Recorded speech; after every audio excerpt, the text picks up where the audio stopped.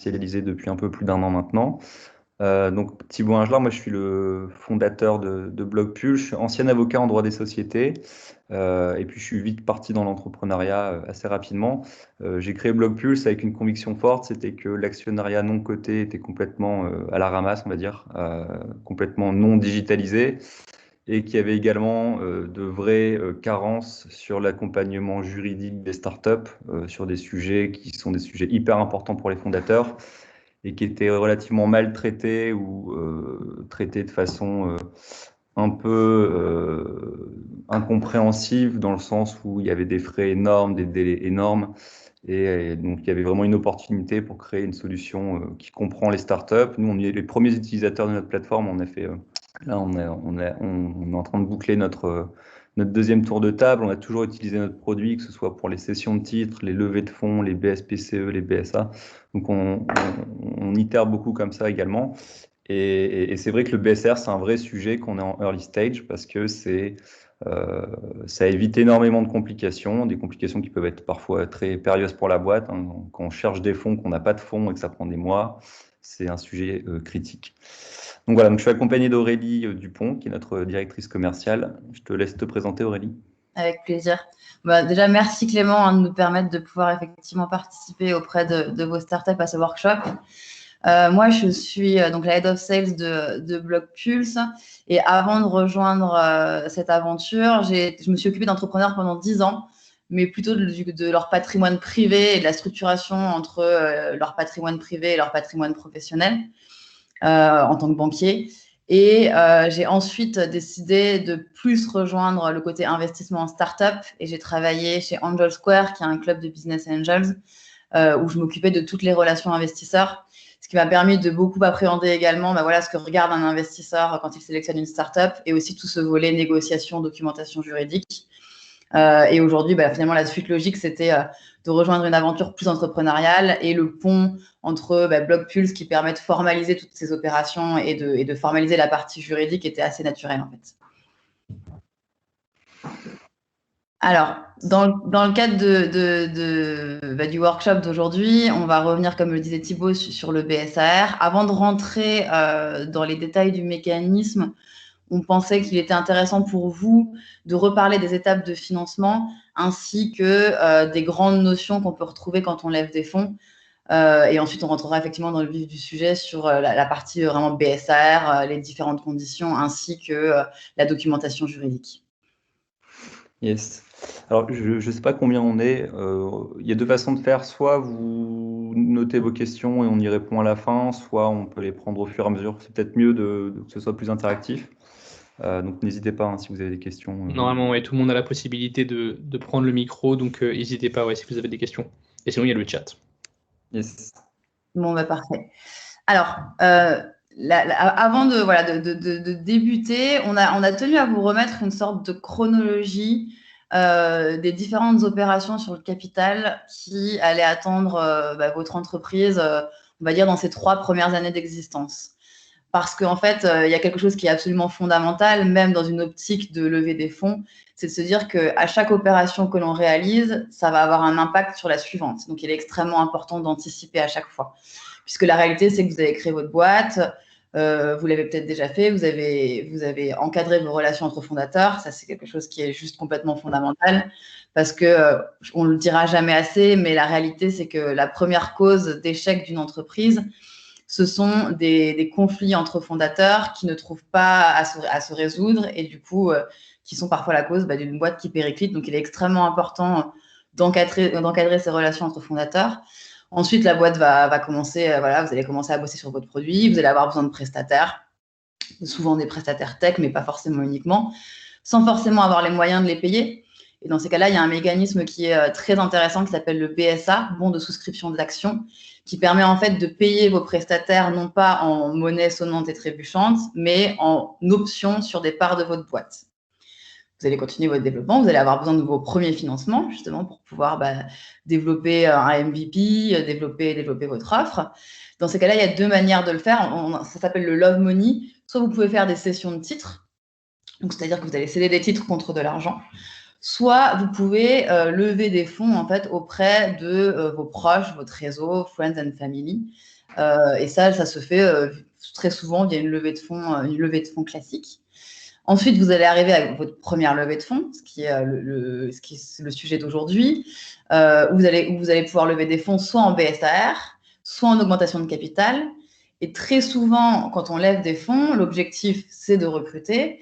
Et il y a quand même une volonté de plus en plus forte des startups en France, et d'ailleurs pas qu'en France, de pouvoir associer ces équipes. Nous, ce qu'on observe chez Blockpulse, c'est que dans nos clients qui lèvent des fonds avec nous, 80% de nos clients derrière mettent en place ce qu'on appelle des BSPCE, bons de souscription de parts de créateurs d'entreprise. Le but étant d'aligner les intérêts entre les fondateurs ainsi que les salariés qui s'investissent dans l'aventure. Puis les choses vont continuer. Si tout se passe bien, vous aurez encore besoin de fonds. Et donc, vous relèverez des fonds lors d'une série A, qui est souvent une levée de fonds un petit peu plus conséquente, puisqu'on est souvent sur des montants qui sont supérieurs à 1 million d'euros. On vous a remis tout ça parce que, en fait, la réalité, et nous, on l'a quantifié, c'est que si on compile un petit peu la quantité de documentation juridique sur ces différentes opérations et sur à peu près 3 ans d'existence, vous allez vous retrouver avec plusieurs centaines de pages de documentation. Nous, on l'a estimé à environ 500 pages de documentation, avec un certain nombre de clauses qui sont hyper fondamentales et on l'estime à une cinquantaine de clauses où on se dit que si on se loupe là-dessus, ça peut vraiment être très compliqué pour vous dans le cadre de votre croissance. Et donc, tout ça pour vous dire qu'effectivement, à chaque opération, pensez toujours stratégie, quel va être votre prochain move, quel est votre prochain objectif, parce que ça aura un impact sur la prochaine opération. Ouais. Et juste pour rajouter aussi là-dessus, c'est vrai que les différents instruments que vous allez être amenés à émettre au fur et à mesure que votre boîte avance vont également faire grossir votre nombre de bénéficiaires et d'actionnaires à gérer. Et donc, il y a aussi ces sujets-là de toujours bien avoir en tête la dilution, d'une part, donc qui est combien vous, en tant que fondateur, vous avez de parts, d'un point de vue purement action, mais également en prenant en compte toutes les options que vous avez émises.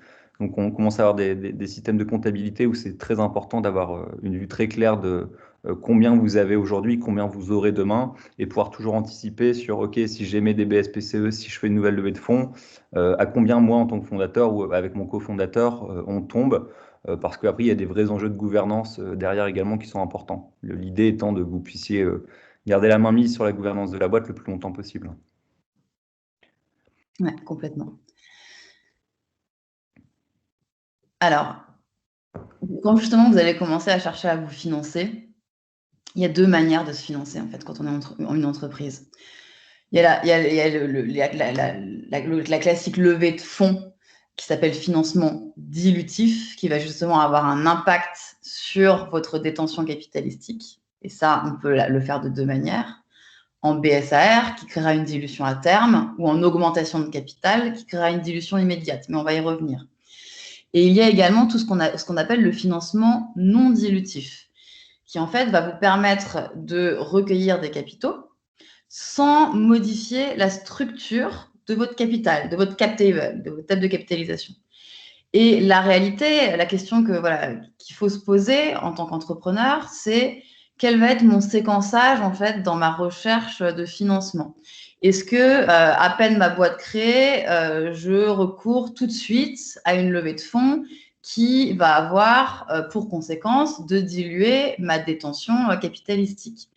Et la réalité, c'est qu'en fait, il existe tout un tas de mécanismes dits justement non dilutifs qui vont vous permettre de vous financer sans impacter votre capital social.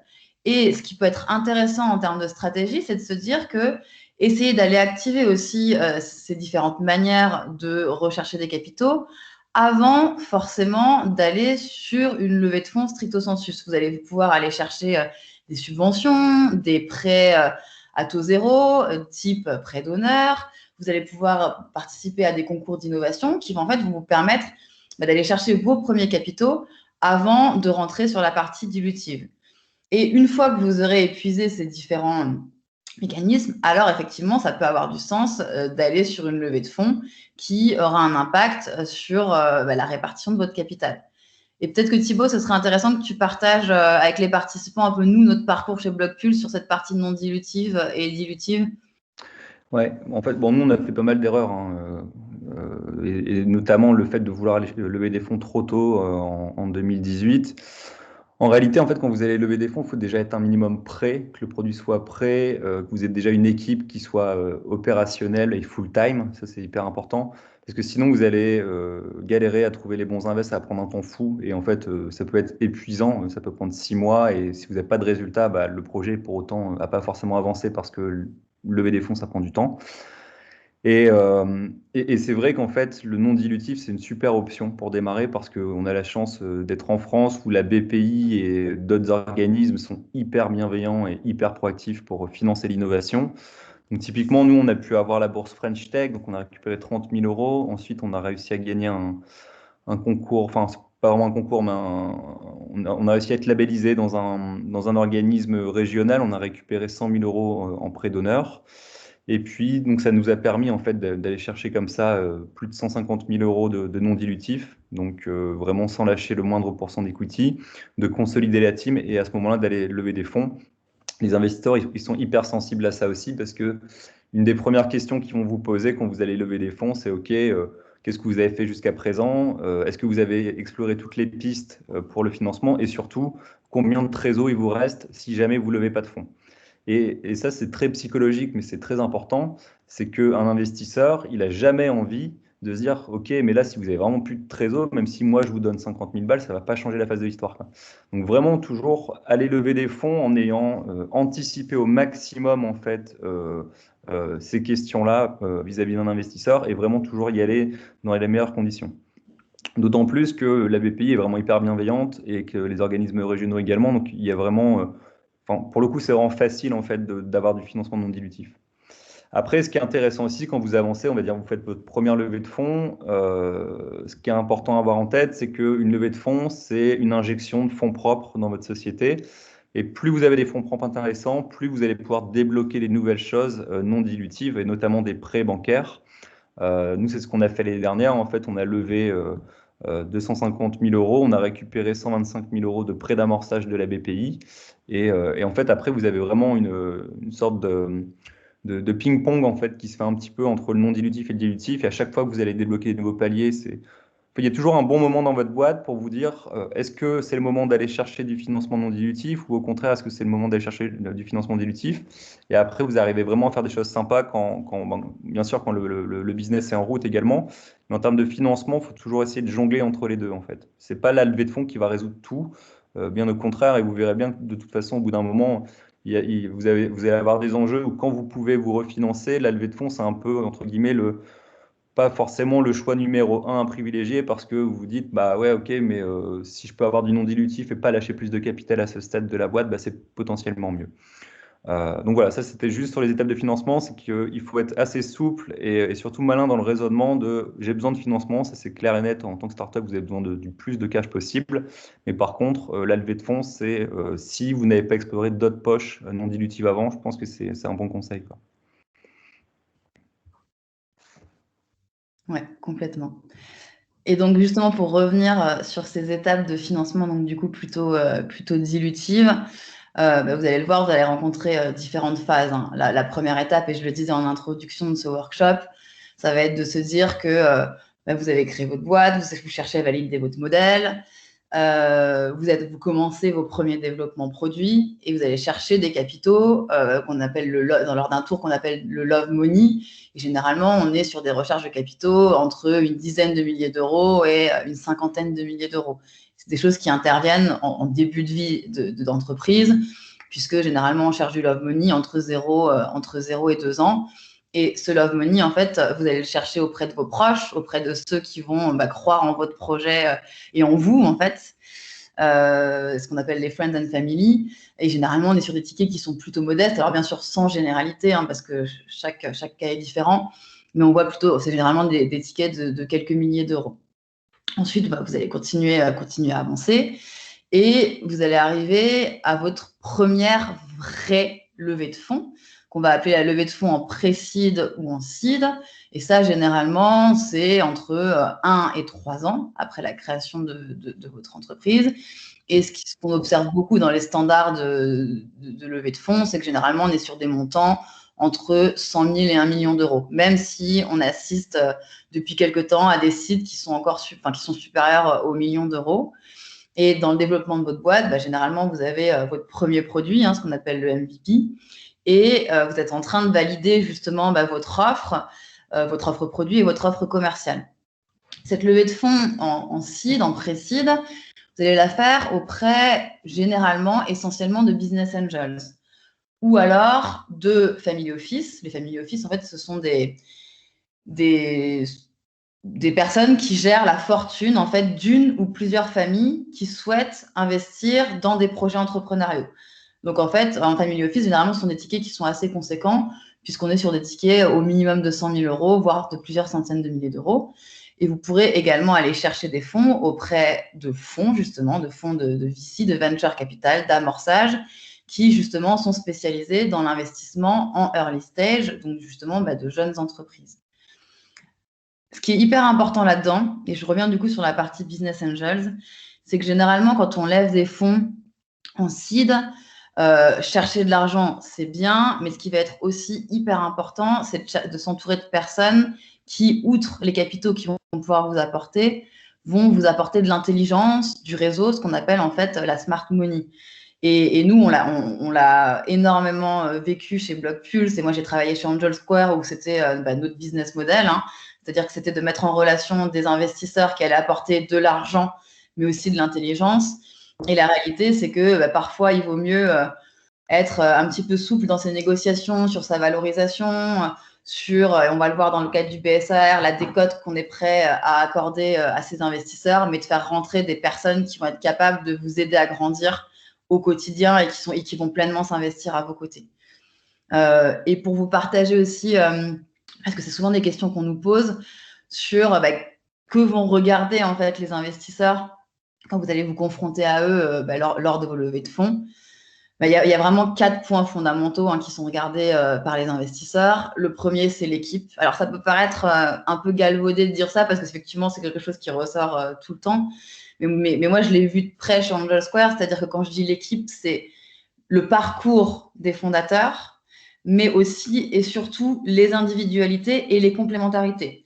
Et typiquement, moi, j'ai vu plein de dossiers se faire bananer parce qu'en fait, on voyait que dans les fondateurs, il y avait une personne qui écrasait les autres. Et ça, typiquement, les investisseurs, c'est quelque chose qui leur fait peur. Donc, vraiment se dire, au niveau de nos parcours, comment on présente nos complémentarités et comment on montre que justement, ensemble, on est beaucoup plus fort, quoi.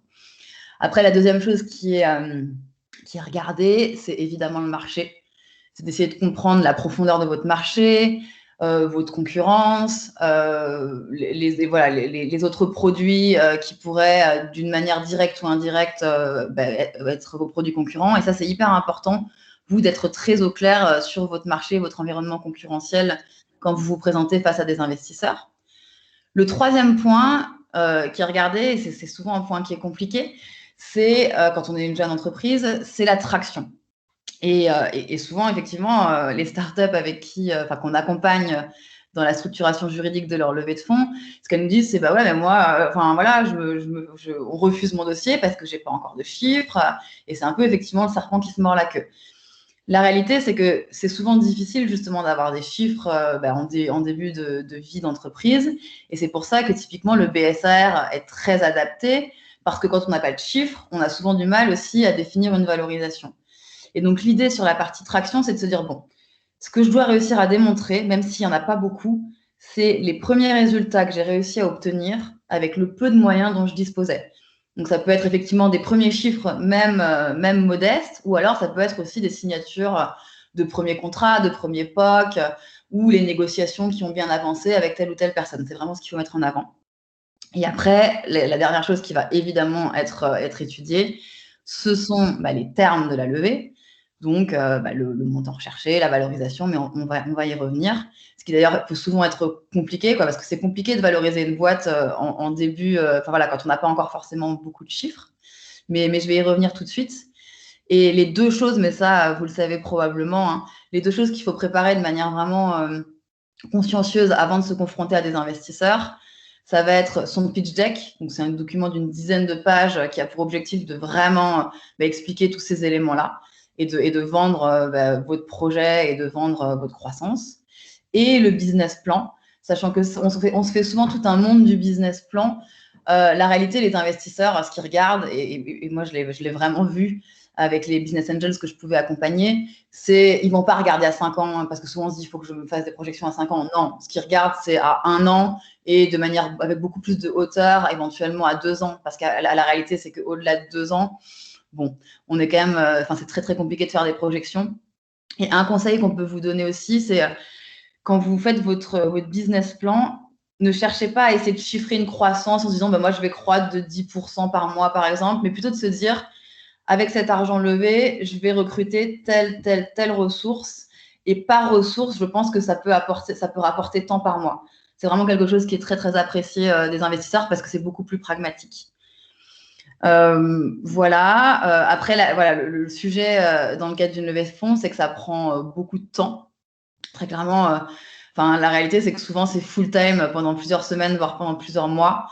Donc, pour pouvoir essayer de hacker votre prochain tour de table, l'idée, c'est le plus tôt possible de commencer à tisser des liens en fait avec des business angels ou des fonds de VC qui pourraient vous intéresser et leur donner des nouvelles de votre projet pour qu'en fait, le jour où vous êtes prêt et que vous voulez appuyer sur le bouton pour pouvoir lancer la levée de fonds, vous ayez déjà fait en amont tout ce travail préparatoire de sélection des personnes avec qui vous souhaiteriez lever et commencer à entretenir des relations avec elles. Oui, clairement, là-dessus, c'est hyper vrai. Nous, par exemple, si je reprends un peu l'exemple qu'on a eu, le premier, en fait, on a fait 2 tours en BSR et 1 tour en equity.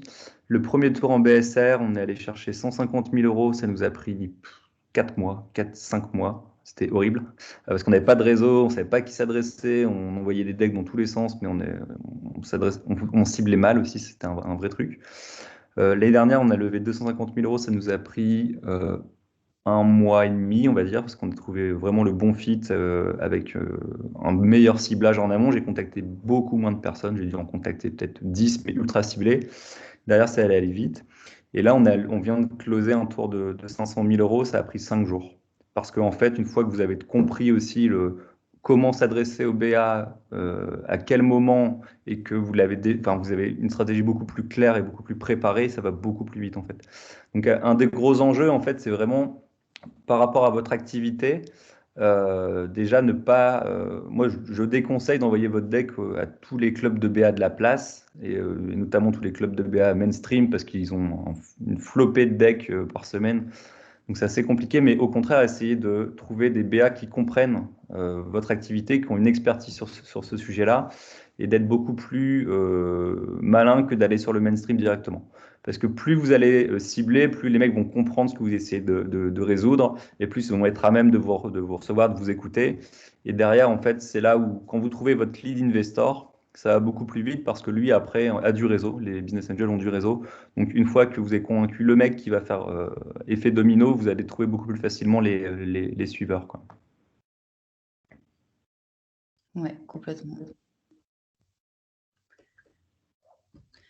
Alors après, du coup, une fois que du coup, vous êtes lancé dans votre levée de fonds, il va y avoir certaines notions hyper importantes à définir, évidemment. La première, c'est combien lever. Ce qui est important, en fait, quand vous vous posez la question de combien vous allez lever, en fait, c'est de se dire, moi, pour couvrir mes besoins financiers des 12 à 18 mois à venir, de combien j'ai besoin. Et quand je dis besoin financier, c'est de se dire, à date, combien je dépense de cash par mois. Et avec mes besoins, donc, qui peuvent être des besoins en termes d'embauche, des besoins en termes de développement marketing, produits, etc., combien je pense que je vais cramer de cash chaque mois. Et l'idée, c'est de se dire qu'il faut que vous puissiez couvrir 12 à 18 mois. Il y a encore quelques temps, je vous aurais dit 18 mois, c'est sûr, il faut essayer de couvrir 18 mois. Là, ce qu'on observe, c'est que très clairement, post-Covid, on voit de plus en plus de boîtes qui, en fait, vont chercher à couvrir un petit peu moins de besoins en cash et justement qui vont lever en BSAR parce que ça va leur permettre d'éluder la question de la valorisation, et on va y revenir tout de suite, en se disant, moi, je vais couvrir 12 mois, j'ai encore assez peu de chiffres, donc j'ai du mal à définir ma valo. Donc, je vais mettre en place une fourchette de valorisation. Et dans 12 mois, je ferai une levée de fonds un peu plus ambitieuse parce que j'aurai les chiffres nécessaires pour pouvoir lever en augmentation de capital sur un tour de table plus ambitieux. Après, du coup, la question sous-jacente, c'est de se dire, eh bien, compte tenu du montant que je cherche à lever, quelle va être ma valorisation et du coup, quelle part de mon capital je suis prêt à céder. Parce que même dans le cas d'un BSR, quand bien même il n'y a pas de valorisation au moment où votre investisseur va participer à sa levée de fonds, votre investisseur, quoi qu'il se passe, il sera transformé en actionnaire, soit lors d'un événement déclencheur, soit à terme d'une période qui est prédéfinie.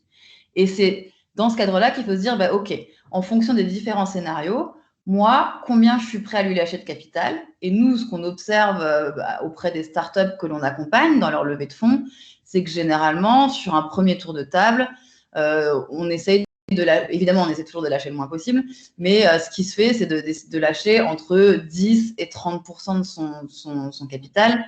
Et ça, c'est hyper important parce que il ne faut pas non plus trop lâcher de capital parce que sinon, lors de prochains tours de table, Thibaut le disait en début de workshop, le risque, c'est que vous perdiez en fait, vous perdiez la majorité et que du coup, en termes de gouvernance, ce soit un petit peu plus compliqué pour vous. Et donc, l'idée, c'est de trouver un bon équilibre entre le montant levé, du coup, la fourchette de valorisation ou valorisation à terme et le pourcentage, du coup, mécaniquement, de capital cédé. Ouais. Juste pour ajouter un point sur le runway, qui est très important. Quand vous levez des fonds, vous dites, bon, je vais recruter 3 à 4 personnes, ça va me coûter tant, donc je me dis, hein, j'ai un runway, enfin, j'ai besoin de temps pour 12 mois.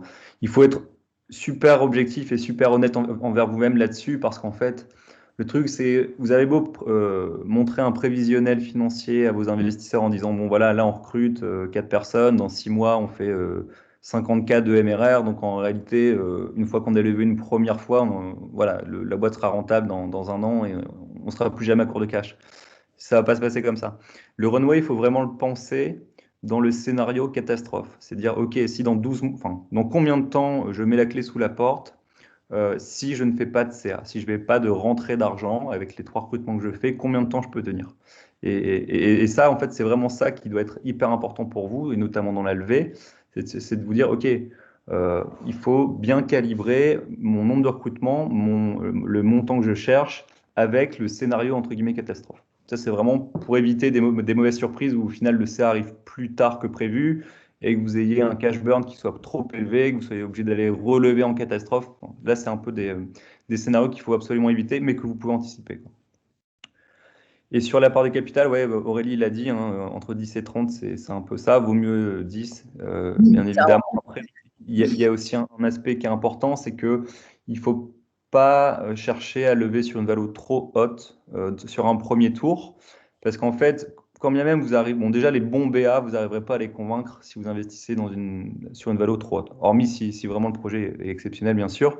Mais ce que je veux dire, c'est que si si la valo est trop haute sur un premier tour et que vous n'avez pas atteint vos objectifs lors du deuxième tour, ça va être hyper compliqué pour vous parce que vous n'allez pas pouvoir faire un multiple sur la valo et vous allez être emmerdé avec la valo du second tour. Donc ça, c'est aussi un calibrage. Il vaut mieux avoir une valo plus raisonnable sur un premier tour, d'autant plus qu'avec le BSR, c'est un peu plus souple, quitte à lever sur une bien plus grosse valo sur un deuxième tour. Et les mecs du premier tour, si la valo du deuxième tour a fait un beau multiple, ils seront hyper contents et vont remettre au pot. À l'inverse, si la valo du deuxième tour n'a pas du tout évolué au premier tour parce que le projet va moins vite que prévu, il y en a très peu qui vont vous suivre.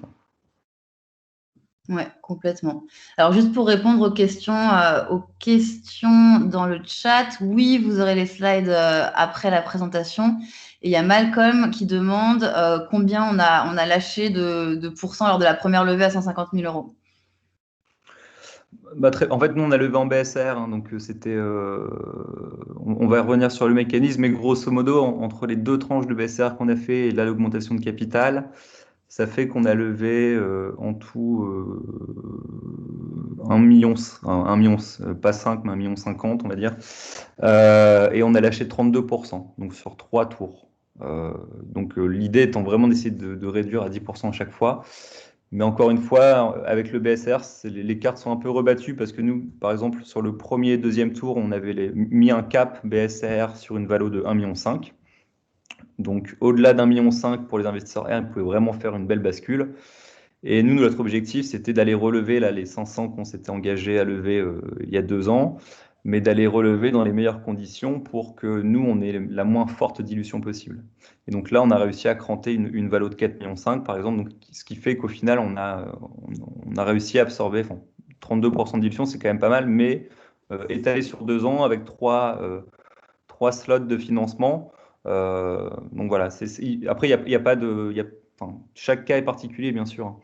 Mais en tout cas, nous, notre expérience, ce que je peux dire là-dessus, c'est que plutôt que de vouloir faire des levées énormes d'un coup, au contraire, essayer, justement, le BSR est là pour ça, de cranter en fait des petites tranches, des petites étapes dans votre financement pour pouvoir toujours recruter ce que vous avez besoin de recruter à l'instant T, prévoir, on va dire, 9-12 mois de trésor et de vraiment d'être au taquet pour pouvoir aller anticiper le tour d'après, quoi.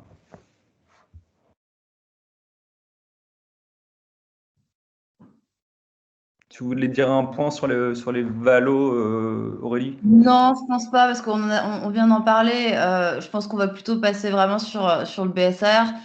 Sur les valos, c'est vraiment ce que disait Thibaut, quoi. C'est trouver la bonne balance entre une valo qui est quand même bonne pour vous permettre d'avoir une dilution qui est la plus faible possible, mais pas non plus trop délirante, ce qui pourrait vous poser des difficultés pour relever lors d'un prochain tour de table. Après, si on doit en parler quelques, voilà, 30 secondes, la valorisation, c'est quelque chose qui est vraiment compliqué à définir, hein, lors d'un premier tour de table, parce que souvent, comme je le disais, on n'a pas forcément encore de chiffres, mais on vous a quand même mis ce graphique pour vous aider à voir ce qu'on peut observer en termes de valorisation en fonction de l'avancée, en fait, de votre projet. Donc, vous voyez, en fonction du concept, du prototype, on est sur des valos inférieurs à 500 000. Après, si on a son prototype, on est plutôt sur des valos entre 500 et 750 000 et ainsi de suite. Mais justement, toute cette difficulté de la valorisation, elle est contournée grâce au mécanisme du BSAR qui finalement, en fait, permet de ne pas avoir besoin de définir sa valorisation au moment de sa levée de fonds, ce qui effectivement est souvent assez compliqué en début de vie d'aventure. Ouais, clairement. Et de toute façon, là, sur le graphe, on voit bien que, en réalité, tant que vous n'avez pas un minimum en produit, les valos seront pas intéressantes. Enfin, l'investisseur ne voudra pas une valo forte. Donc, soit, effectivement, vous pouvez faire un BSR où vous dites, on va décaler le problème de la valo à dans 2 ans. Donc, vous mettez un range.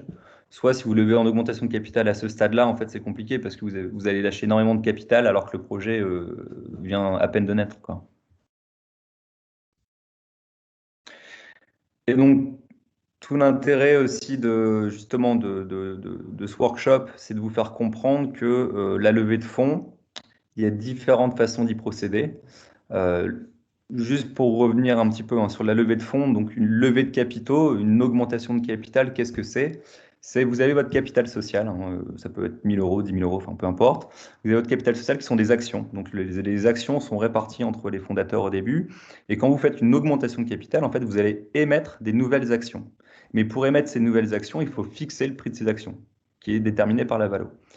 Le problème qu'on a dit tout à l'heure, c'est que quand on est en début de boîte, on ne connaît pas forcément la valeur de la boîte et on n'a pas envie d'amputer en fait le capital de sa boîte trop rapidement en fixant une valeur qui serait erronée, trop basse la plupart du temps.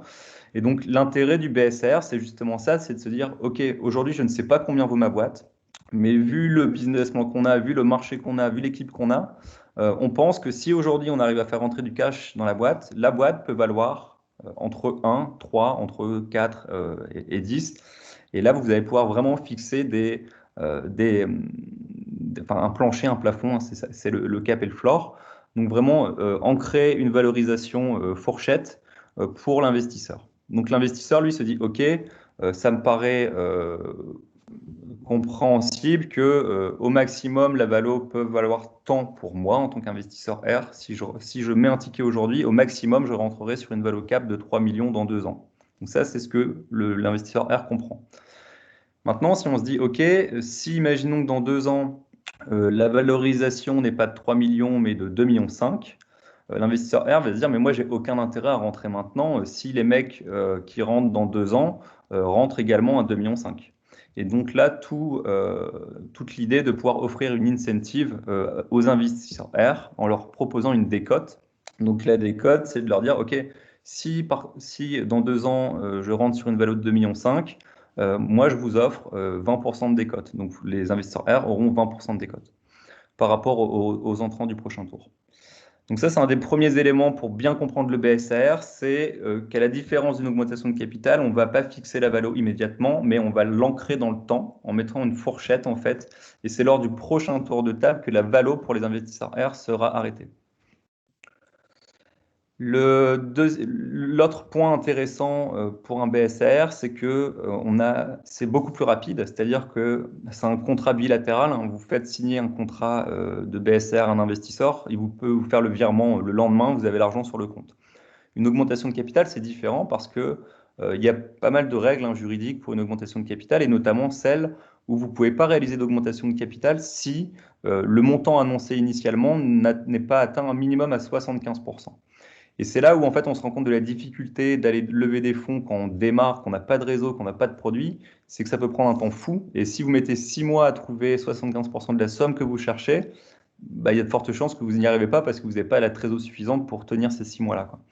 Donc le BSR, ça permet d'avoir une injection de cash rapide, de sécuriser la situation de l'investisseur en lui donnant la garantie qui sera convertie, en lui donnant une valorisation à terme, et pour autant, ça vous permet de ne pas avoir de formalité juridique à ce stade. Donc, il y a également un aspect qui est important dans le BSR, qui est la temporalité, donc, et qui est aussi lié à la décote, on va dire. C'est que au plus vous dites à votre investisseur, OK, aujourd'hui, je te donne des bons de souscription d'actions accord d'investissement rapide, BSAR, tu vas les conserver pendant 6 mois, 12 mois, 24 mois, parce que c'est à ce moment-là qu'on va faire la vraie levée de fonds. Et ben le temps de conservation du BSR où l'investisseur, lui, n'est pas encore actionnaire, donc ne prend pas encore vraiment part à la gouvernance de l'entreprise, on va dire, ce temps-là peut être récompensé par le discount. Donc plus longtemps l'investisseur ne va pas être actionnaire, plus longtemps la décote va s'augmenter. Et en réalité, les décotes sur du BSR, c'est souvent entre 10 et 30%. On en voit quelques-unes des décotes plus importantes, mais après, il faut bien doser aussi. Encore une fois, l'investisseur, même s'il prend un risque, c'est du capital risque. Les investisseurs savent que les projets en early stage, c'est très risqué. 20% de décote, c'est acceptable. 50% de décote, ça revient en fait in fine à brader votre valo dans 2 ans pour cet investisseur R. Donc là-dessus, il faut aussi pas être intransigeant parce qu'il faut toujours être souple dans les négos, mais il faut quand même pas être naïf et se dire, OK, moi j'ai besoin de cash tout de suite, mon BSR, je le fais rentrer, mais pour autant, dans 2 ans, si j'affiche une valo de 3 millions, j'ai pas envie de lâcher au mec en R sur une valo de 1 million. Donc là-dessus, il faut aussi bien modéliser tout ça. Donc sur le formalisme, comment ça fonctionne un BSR? Donc c'est relativement simple. Hein. On va prendre un cas concret. Hein. Vous êtes 2 fondateurs dans la boîte, donc vous allez pouvoir faire une assemblée générale ou un PV de décision unanime des associés qui va vous permettre de voter le principe d'émission du BSR. À partir de là, en fait, vous allez pouvoir faire signer des contrats R à vos investisseurs dans lesquels vous allez pouvoir discuter justement de cette valorisation plancher, valorisation plafond, de la décote accordée, mais également de l'événement déclencheur. Donc l'événement déclencheur, c'est quoi? C'est dire, OK, donc on a fixé cap, floor, discount, on a fixé la date butoir de 24 mois à l'issue de laquelle on va dire que quoi qu'il arrive, l'investisseur R sera converti. Mais maintenant, on va se dire, OK, la date butoir, c'est le scénario où on n'a pas réussi à lever dans 24 mois, donc vous devenez actionnaire, mais sur une formule de calcul qui est potentiellement moins intéressante pour les fondateurs. On va considérer potentiellement que c'est un échec parce que vous n'avez pas réussi à relever, par exemple.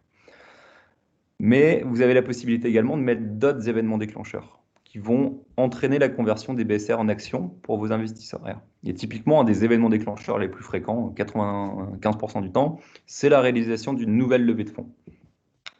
Et donc, encore une fois, si on dit, bon, OK, dans les 24 mois, moi, je vous dis, en tant que fondateur, qu'on arrivera à relever 200, 500, 1 million dans les 24 mois.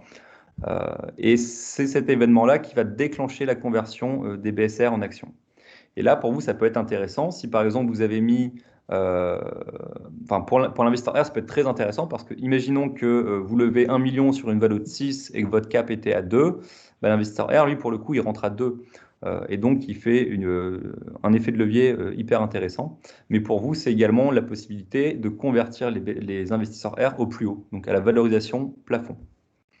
Donc voilà, c'est vraiment tous les mécanismes qu'il faut avoir en tête. On a mis justement ici un petit simulateur qui est sur notre site où vous pouvez vraiment modéliser différents scénarios en disant, bon, OK, moi j'ai besoin de lever tant aujourd'hui en BSR avec tel valo plancher plafond. Je pense que dans X mois, je vais relever tant sur tel valo et ça vous permet en fait d'avoir l'impact dilutif pour vous, pour les investisseurs R et pour les nouveaux entrants. Et puis, dernier point aussi, c'est vrai, sur le mécanisme du BSR, c'est justement le fait de quand même anticiper le fait que les investisseurs R vont devenir actionnaires à l'issue de la conversion. Et donc, vous avez la possibilité d'ores et déjà, avec le contraire, de mettre en place un certain nombre de clauses pour justement éviter que dans 24 mois, si vous n'êtes pas d'accord sur le pacte d'associés, ce soit problématique. Ouais, juste pour rebondir là-dessus, avant de passer sur ça, pour être sûr que ce soit bien clair pour tout le monde sur la partie décote et transformation, ce qu'il faut vous dire, c'est que si au moment de la transformation de vos investisseurs en actionnaires, donc investisseurs R en actionnaires, la valorisation se trouve dans le tunnel de valorisation. Donc, si on reprend l'exemple entre 1 et 3 millions, c'est le système de décote qui va s'appliquer. Dans notre exemple, c'était 20%. Si à l'inverse, la valorisation est au-dessus de la valorisation plafond, à ce moment-là, il n'y a pas de décote, c'est la valorisation plafond qui s'appliquera. Ouais. Et je vois qu'il y a des questions, peut-être juste avant de passer à la term sheet. Juan demandait combien de temps il fallait prévoir entre la convocation à l'AG et la souscription au BSAR. Ça, c'est quelque chose que nous, on gère sur Blockpulse, c'est-à-dire qu'en fait, l'Assemblée générale, on sort un procès verbal de décision unanime sur la plateforme qui est assigné par les actionnaires. Et derrière, en fait, la création de l'instrument financier BSAR, elle est concomitante. Donc, ça va très vite. Et pour vous donner un exemple, un ordre d'idée de en combien de temps on peut faire un BSAR en règle générale et sur Blockpulse. En règle générale, je pense que raisonnablement, on peut se dire qu'entre 1 et 2 mois, ça peut se mettre en place. Nous, ce qu'on a pu voir avec certains de nos clients qui avaient déjà leurs investisseurs, c'est que en moins d'une semaine, on est capable de closer un tour de table en BSAR. Et un autre point qui est très important parmi les avantages du BSAR, c'est que Thibault le disait, en fait, quand on fait une augmentation de capital, il faut avoir réuni tout son tour de table pour pouvoir lancer son opération. Ce qui peut prendre du temps et ce qui peut être compliqué si on a des besoins de fonds urgents.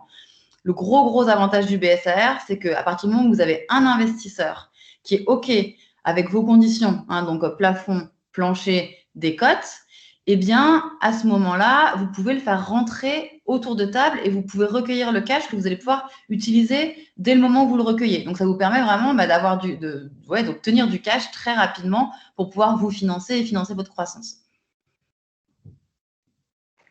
Yes.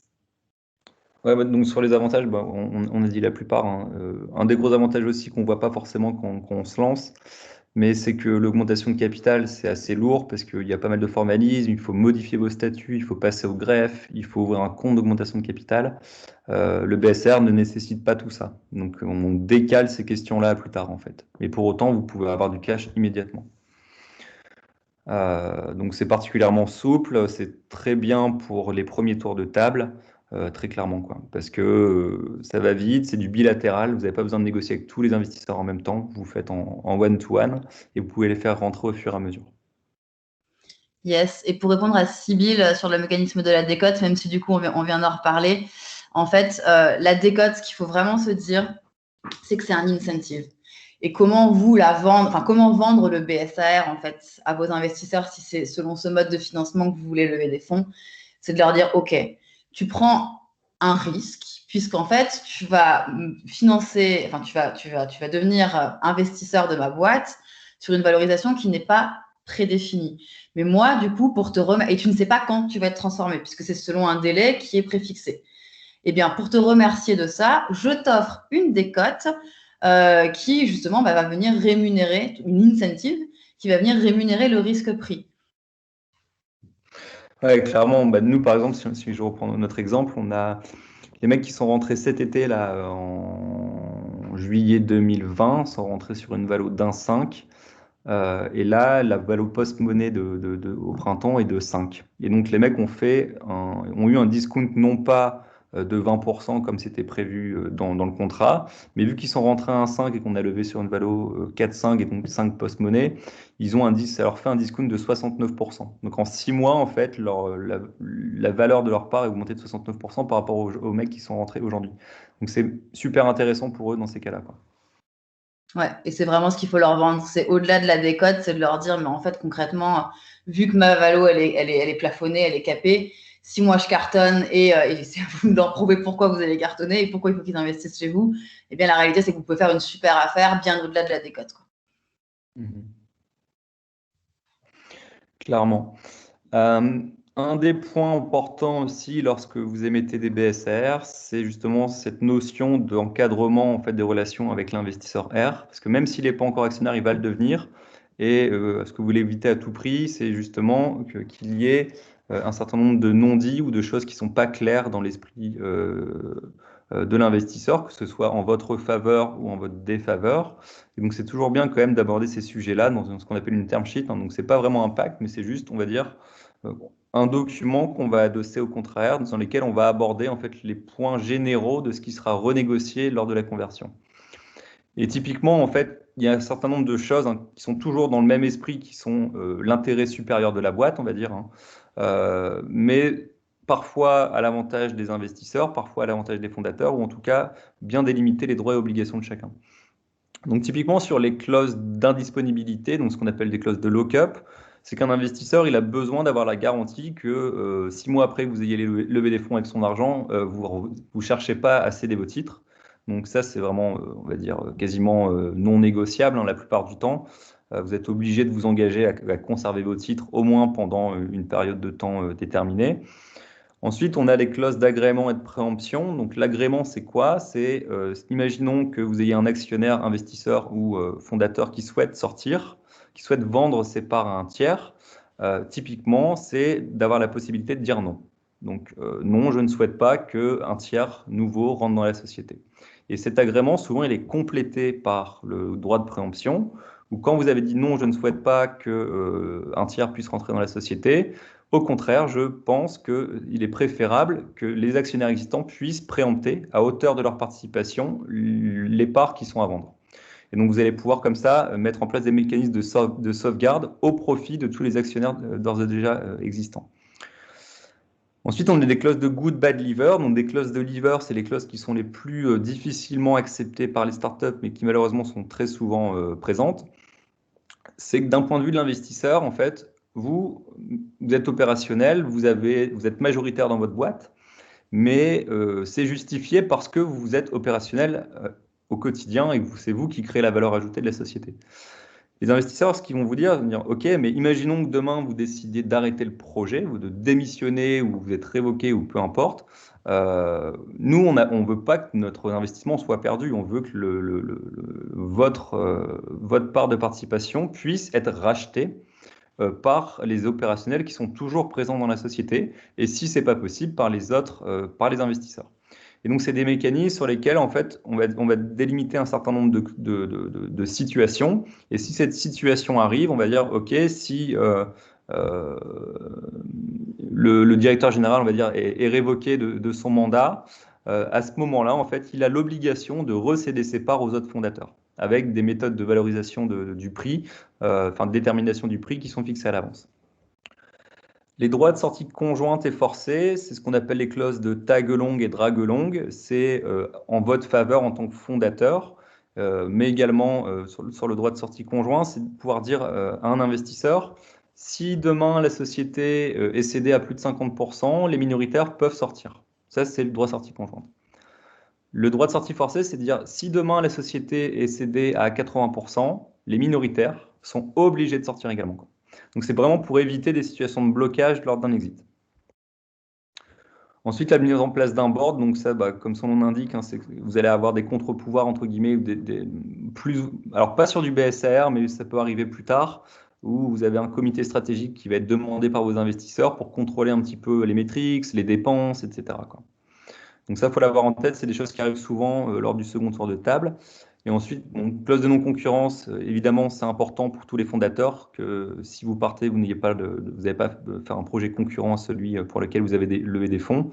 La non-dilution, c'est de pouvoir accorder le droit à tous vos investisseurs de pouvoir maintenir leur niveau de détention dans la société en cas de nouveau tour de table. Donc c'est de leur accorder le fait qu'ils peuvent remettre un ticket. Vous ne pouvez pas leur enlever ce droit. Donc c'est après à vous de voir si c'est intéressant à mettre, mais la plupart du temps, les investisseurs souhaitent le mettre. Et puis, dernier point important, c'est que quand vous allez émettre des BSPCE ou des BSA pour incentiver vos équipes, vous allez émettre des nouveaux titres financiers dans la société. Donc, ça va avoir un impact dilutif sur tout le monde parce qu'on augmente le capital social, donc la répartition du capital a un impact dilutif sur tous les détenteurs. Et donc ça, c'est typiquement le genre de clause qu'il faut prévoir en fait pour éviter d'avoir des refus tout simplement déjà, mais également faire comprendre que l'investisseur va être dilué, mais c'est pour la bonne cause, c'est pour associer les salariés. Ouais, complètement. Et pour apporter une précision aussi sur la partie term sheet, en fait, la réalité, hein, quand vous faites un BSAR, c'est que dans la plupart des cas, vos investisseurs R vont devenir actionnaires lors de l'événement déclencheur qui est préfixé, qui est, dans la majorité des cas, une augmentation de capital. Auquel cas, vos investisseurs qui deviennent actionnaires ont vocation à adhérer au pacte d'associés qui sera mis en place à ce moment-là. Nous, pourquoi on recommande à nos clients de mettre en place une term sheet de pacte avec nous en annexe de leur contrat R, c'est pour se prémunir du cas où justement, vous arriveriez à la fin de la période maximum, par exemple de 18 mois, et qu'en fait, vous n'ayez pas levé et que l'événement déclencheur ne soit pas produit et que vous ne vous retrouviez pas en fait avec des investisseurs R qui deviennent du coup actionnaires et avec aucun socle pour pouvoir négocier un pacte d'associés. Alors que si vous avez mis en place une term sheet, vous aurez un socle qui vous permettra de négocier à ce moment-là le pacte d'associés. Ouais, moi je pense qu'on a fait à peu près le tour. Après, j'imagine que vous pouvez avoir des questions. Il y a vraiment beaucoup de choses, hein, donc c'est assez dense. Donc n'hésitez pas si vous avez des questions sur les BSR, sur les pactes d'associés, sur les BSPCE ou toute autre question. Peut-être juste encore une petite chose sur le BSAR, parce que c'est quelque chose que vous allez peut-être rencontrer avec vos investisseurs. Ayez en tête que comme il s'agit d'un bon de souscription d'action et pas une action, le BSAR n'est pas éligible à certains dispositifs fiscaux. Vous pourrez rencontrer des business angels qui vous diront « Ah ben moi, je voudrais mettre mes actions dans mon PEA, plan épargne en action. Ah ben moi, je voudrais chercher une réduction fiscale grâce à mon investissement. » Ou « Ah ben moi, je viens de céder ma boîte et donc je cherche à bénéficier d'un mécanisme qui s'appelle le mécanisme de remploi. » C'est l'article 150 obétaire du Code général des impôts, où ils peuvent remployer une partie de leur plus-value dans des boîtes opérationnelles pour pouvoir décaler à plus tard le paiement de la fiscalité. Ces trois choses, du coup, le BSR n'est pas éligible à ça pour la simple bonne raison que ce ne sont pas des actions, mais des bons de souscription. Après, ce ne sera pas la majorité des cas, hein, mais ayez-le quand même en tête si un investisseur vous interroge là-dessus. Yes. Et alors, je vois, hello, la notion de sortie conjointe serait intéressante d'écouter plus en détail. Je ne sais pas si tu peux en dire quelques mots de plus, Thibaut. Ouais, en fait, donc la sortie conjointe, c'est de faire accepter par tout le monde que s'il y a une offre de rachat partielle de la société, imaginons qu'un des fondateurs ou deux fondateurs qui disposent de plus de 50% de la boîte souhaite arrêter l'entreprise ou souhaite faire autre chose et se disent « Ok, on a trouvé un repreneur sur cette partie-là », les minoritaires, en fait, ont le droit de pouvoir se faire racheter également. Donc, à la différence de si on est sur une offre de rachat globale, mais qu'il y a quelques minoritaires qui disent oh non, moi j'ai pas trop envie de sortir, qu'ils soient obligés de le faire. Donc, c'est juste le dosage de à à quel niveau de rachat vous êtes, entre guillemets, quoi. C'est que si on parle de racheter plus de 50% de la boîte, les minoritaires ont la possibilité de sortir. Si on parle de racheter plus de 80% de la boîte, un rachat total, les minoritaires sont obligés de sortir. Je ne sais pas s'il y a encore d'autres questions. Alors, une question de Benjamin. Peut-on négocier des termes différents selon les investisseurs qui rentrent en BSAR au même moment? Alors oui, tout à fait. Mais pour cela, il va falloir créer du coup plusieurs tranches de BSAR. C'est-à-dire que, par exemple, le cas typique, c'est que vous avez des investisseurs qui sont hyper importants pour vous d'un point de vue de compétences apportées ou de réseau. Eh bien, ceux-là, vous pouvez être prêt à leur offrir une décote, un incentive plus important qu'à d'autres investisseurs. Et d'autres qui vont plus vous apporter de l'argent. Donc, vous pouvez tout à fait faire 2 tranches de BSAR avec 2 décotes différentes. Je ne sais pas s'il y a encore d'autres questions.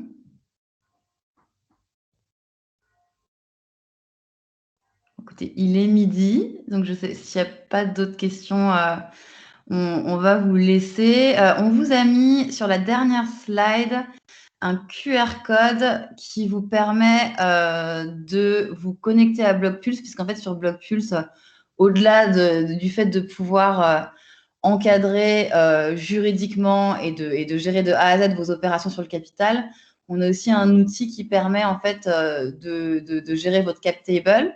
Et on a une version freemium de cet outil-là. Donc, avec le QR code qu'on vous a mis là, vous pouvez gérer votre cap table gratuitement, ce qui peut vous permettre, avant même d'utiliser la solution d'un point de vue premium, de montrer une cap table sympa à vos investisseurs dans le cadre justement d'un tour de table. Et également de pouvoir simuler vos opérations, puisqu'aujourd'hui, on a parlé du BSAR, mais nous, on permet aussi de faire des augmentations de capital, des BSPCE, des bons de souscription d'actions. Et pour chaque instrument financier, on a mis en ligne des simulateurs qui vous permettent justement de mesurer l'impact dilutif de ces opérations. Je vois une toute dernière question de Rohan qui demande si c'est possible de faire des BSA aux États-Unis. Alors, j'imagine que la question, du coup, c'est BSAR. Alors, ce ne sera pas le BSAR aux États-Unis, mais justement, et c'est vrai qu'on ne l'a pas dit dans le cadre de la présentation, le BSAR, c'est issu d'un mécanisme américain au départ qui s'appelle le SAFE. Et donc, oui, on peut faire un mécanisme qui ressemble au BSAR aux États-Unis avec le SAFE. Ouais, après, il faut bien distinguer deux situations. Une boîte française peut faire des BSR auprès d'un investisseur américain, mais une boîte américaine peut faire un SAFE auprès d'investisseurs français. C'est juste. Ouais. C'est ça. Yes. Ok. Écoutez, merci beaucoup. N'hésitez pas si vous avez des questions. On est dispo sur le chat de Station F, hein. Enfin sur le Slack de Station F, pardon. Et puis Aurélie, je te laisse reprendre la main s'il y a des one-to-one, si vous voulez faire des calls sur telle ou telle question en particulier, n'hésitez pas. Ouais, n'hésitez pas. De toute façon, vous avez aussi nos coordonnées sur la première slide. On va vous envoyer la doc. Et Clément, merci beaucoup. Merci à vous. C'était hyper complet, hyper concret. C'était vraiment top. Donc, ouais, je pense qu'on a vraiment bien aimé cette présentation.